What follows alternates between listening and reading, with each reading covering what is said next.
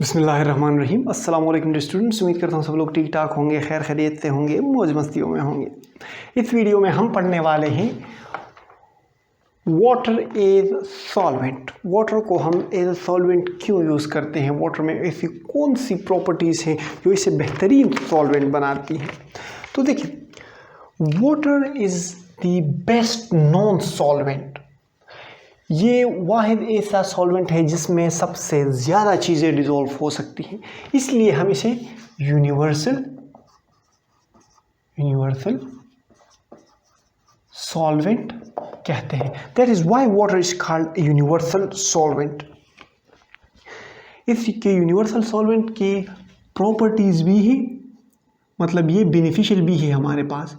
It is of great importance because of it.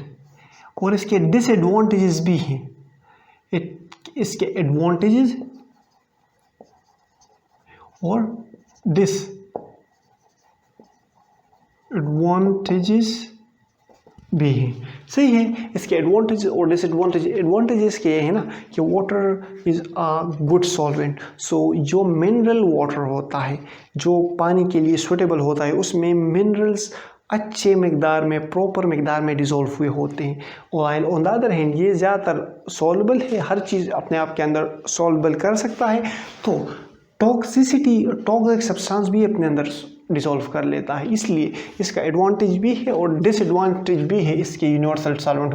लेकिन basically it is of great importance. वो तो disadvantage हमारा तब आता है जब हम मतलब इकोसिस्टम के साथ कोई छेड़खानी करते हैं, नदी नालों में अपना गंद कूड़ा क्रिकेट फेंकते हैं, इंडस्ट्रीज़ का एसिडिफाइड चीज़ें दरियाओं में जाके फेंकते हैं, तब भी जाके इसका डिसएडवांटेज आता है। कुदरत ने इसमें डिसएडवांटेज नहीं रखा, हमने इसमें डिसएडवांटेज रखा।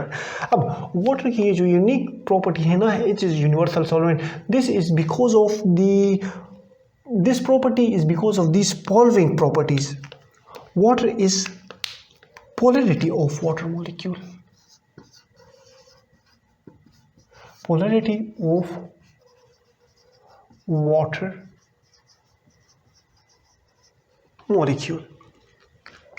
देखिए, वाटर मॉलिक्यूल पोलर है।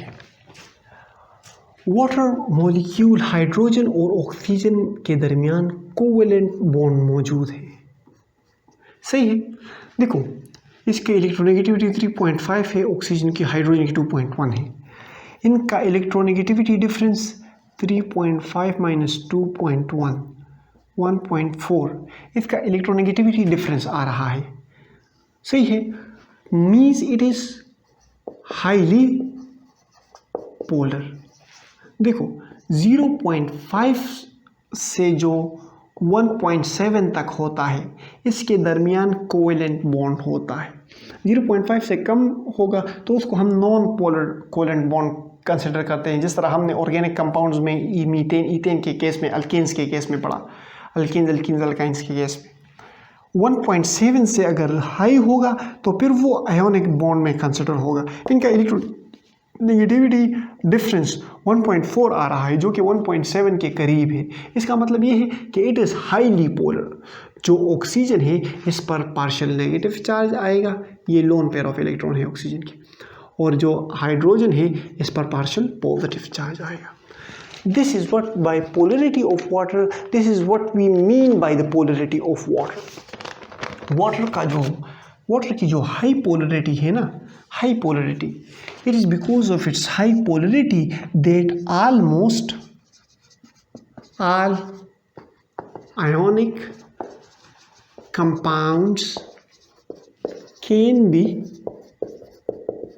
dissolved in it. इसकी हाई पोलरिटी की वजह से हमारे पास ये वाटर मॉलिक्यूल अपने अंदर आयोनिक कंपाउंड्स को डिसॉल्व कर सकता है। This phenomena is basically called solvation.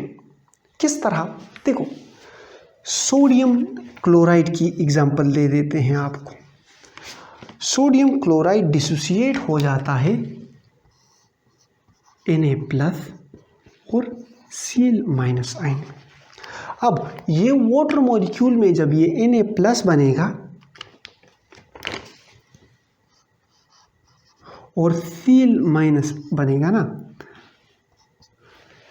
तो ये चार्जेस होंगे, ये तो अनस्टेबल होंगे, चार्जेस एक दूसरे से दूर हो गए तो अनस्टेबल हो गए। अब देखो ये तो अनस्टेबल हो गए ना मेरी जान। अब वाटर मॉलिक्यूल इसको स्टेबलाइज करेगा किस तरह? Water molecule will arrange itself in such way that the positive end of water molecule will be towards the negative end of other molecule. Partial positive, यहाँ पर पार्शियल नेगेटिव। इसी तरह oxygen का ये वाला पार्शियल नेगेटिव, ऑक्सीजन का ये वाला पार्शियल नेगेटिव, ऑक्सीजन का ये वाला। So partial negative end is surrounding the sodium, so it stabilizes the negative charge. On the other hand, ये जो chlorine negative, it stabilize the positive charge of sodium. Chlorine पर negative charge है। यहाँ पर water molecule अपने आप को इस तरह ओरिएंट करेगा ना कि वाटर मॉलिक्यूल का पॉजिटिव एंड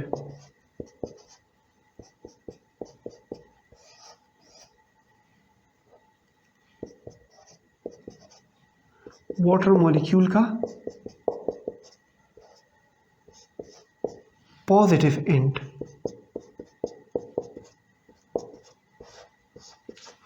इस तरफ होगा। सो इस तरह ये वाटर मॉलिक्यूल्स अपने जो रिस्पेक्टिव आयंस हैं इसको कवर कर देते हैं और इसके चार्जेस को स्टेबलाइज कर देते हैं। इसको हम सॉल्वेशन कहते हैं। और इसके पोलैरिटी की वजह से it dissolve almost all ionic compounds.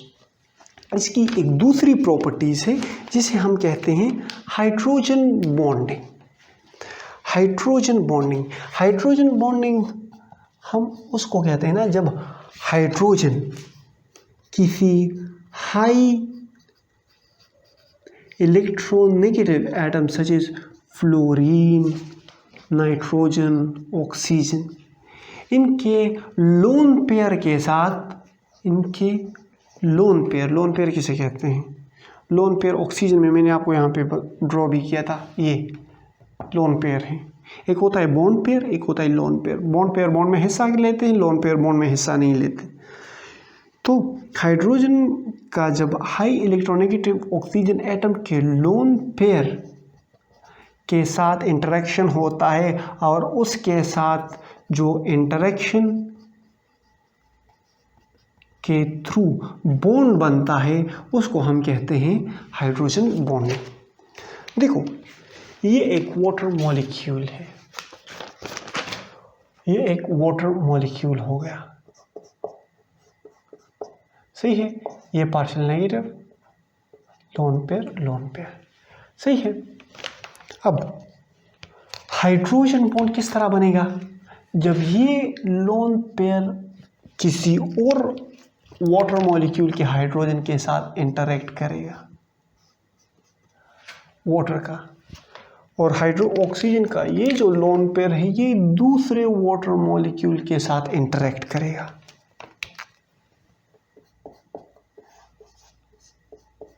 इसके दो जो ऑक्सीजन हैं ये दूसरे मॉलिक्यूल्स के हाइड्रोजन के ऑक्सीजन के साथ, ये दो हाइड्रोजन हैं मॉलिक्यूल्स के ऑक्सीजन के साथ इंटरेक्ट करेंगे। बेसिकली हम हाइड्रोजन बॉन्ड को डॉट से शो करते हैं। सो हमने यहाँ पे देखा ये जो एक ऑक्सीजन वाटर मॉलिक्यूल है ये 4 हाइड्रोजन बॉन्ड्स बनाता है। एक वाटर मॉलिक्यूल 4 हाइड्रोजन बॉन्ड्स बनाता है, समझ रहे हो? सो इसके 4 हाइड्रोजन बॉन्ड बनाने की वजह से वाटर हमारे पास एक यूनिक कोवेलेंट कंपाउंड के तौर पर एक्ट करता है। यही वजह है कि ये अपने अंदर तमाम पोलर सब्सटेंसेस को डिसॉल्व कर सकता है, इवन ऑर्गेनिक कंपाउंड्स जिसमें OH ग्रुप प्रेजेंट हो। All covalent compounds having OH group can be dissolved in water, such as alcohol. Alcohol का मॉलिक्यूलर फार्मूला ये है शुगर C12H22O11। ये वाटर में इसीलिए डिसॉल्व हो सकते हैं। ऑन द अदर हैंड जो नॉन पोलर कोवेलेंट कंपाउंड्स हैं, अल्केन्स, अल्कीन्स, अल्काइंस वगैरह, बेंजीन, जो नॉन पोलर हैं वो वाटर में डिसॉल्व नहीं होते। बिकॉज हमने 9th में पढ़ा था, एक टॉपिक था जिसमें हमने पढ़ा था कि like dissolve like, polar solute can be dissolve in polar solvent and non polar solute can be dissolve in non polar solvent. They are non polar solvent so they can be dissolve in non polar, they are non-polar so they can be dissolved in non-polar solvent such as petroleum, ether, benzene, etc. okay, and hexane। सही है, आपको ये बात समझ आ गई। अब एक और अहम प्रॉपर्टी की तरफ आते हैं जिसका नाम है dielectric constant. Dielectric constant. Dielectric constant के फिनोमेना को सबसे पहले समझो। लेट सपोज ये दो मैग्नेट्स हैं, ये मैग्नेट 1 हो गया और ये मैग्नेट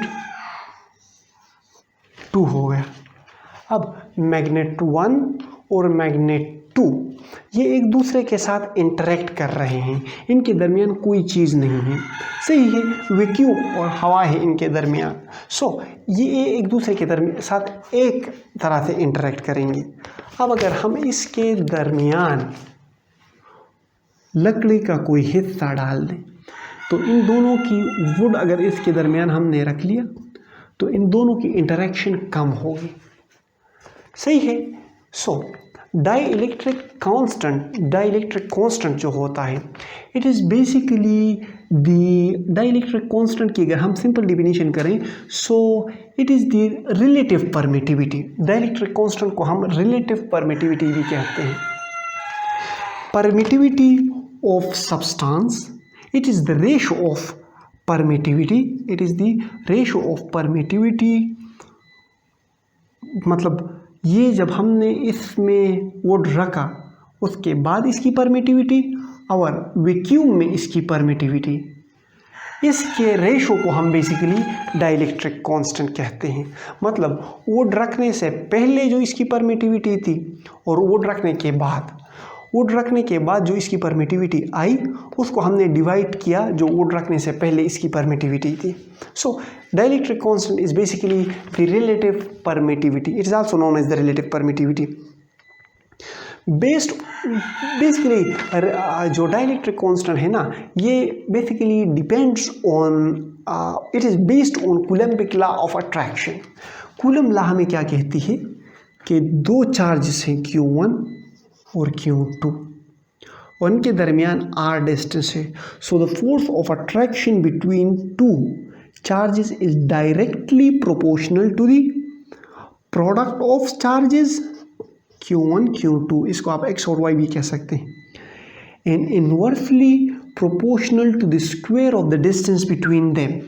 इनके दरमियान जो डिस्टेंस है उसको हम इस तरह मतलब इसके दरमियान जो इन दोनों के दरमियान कूलम्बिक लॉ हमें ये कहती है ना कि जो force of attraction between magnet 1 और मैग्नेट 2 है ये डायरेक्टली प्रोपोर्शनल है कि इन दोनों के मैग्नेट का साइज़ कितना है, मतलब ये कितने ताकत से एक दूसरे के खींच रहे हैं और इन दोनों मैग्नेट के दरमियान डिस्टेंस कितना है।